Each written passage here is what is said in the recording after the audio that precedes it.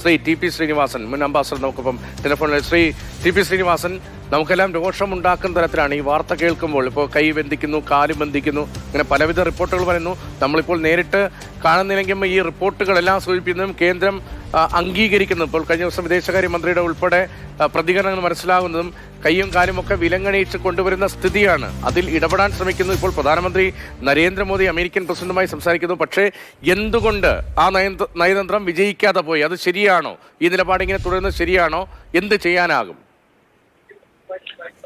അല്ല, ഇത് അദ്ദേഹം പറഞ്ഞത് ഇക്കാര്യം അദ്ദേഹം അവിടെ പബ്ലിക്കായിട്ട് പറയുകയുണ്ടായി.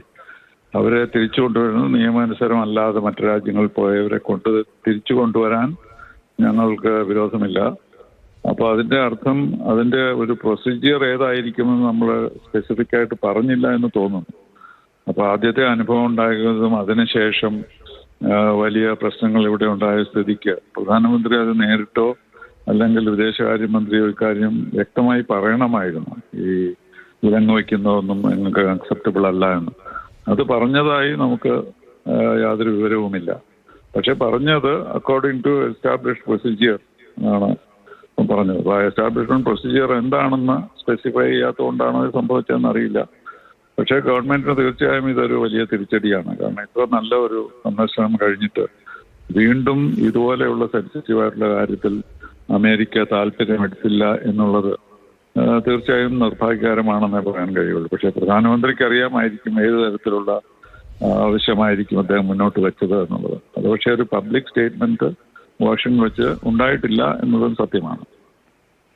ശ്രീ ടി.പി. ശ്രീനിവാസൻ, നോക്കൂ, ഈ കൊണ്ടുവന്ന കുടിയേറ്റക്കാർ അവർക്ക് ഒന്ന് ബാത്റൂമിൽ പോകാൻ പോലും അവരെ അനുവദിക്കാതെ ഇവരെ ഈ കൈയും കാലും വിലങ്ങണിയിച്ച് ഇങ്ങനെ കൊണ്ടുവരുന്നു. ഒരു മനുഷ്യത്വവും ഇല്ലാത്ത കാര്യം. അപ്പോൾ അമേരിക്കയുമായിട്ട് ഇത്രയും സൗഹൃദമാണ് എന്ന് പറയുമ്പോഴും അവിടെ ചെന്ന്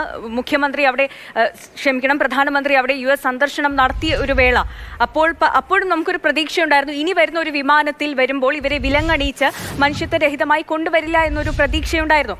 പക്ഷെ ഇപ്പോഴും ഇന്ന് ഇങ്ങനെയാണ് കൊണ്ടുവന്നത്. ഇന്ന് ഒരു വിമാനം വരുന്നുണ്ട്. ഇതിൽ കൊണ്ടുവരുന്നവരെയും ഈ തരത്തിൽ തന്നെ ആവുമല്ലേ കൊണ്ടുവരുന്നത്? അതെ, എനിക്കറിയില്ല. പക്ഷെ തീർച്ചയായിട്ടും ഇത് ഒബ്ജക്ഷനബിൾ ആണ്. പ്രധാനമന്ത്രി അത് അദ്ദേഹം പ്രസിഡന്റിനോട് പറഞ്ഞിരിക്കും എന്നാണ് ഞാൻ വിശ്വസിക്കുന്നത്. കാരണം അദ്ദേഹത്തിനല്ലേ ഇതിന്റെ നാണക്കേടുള്ളത്.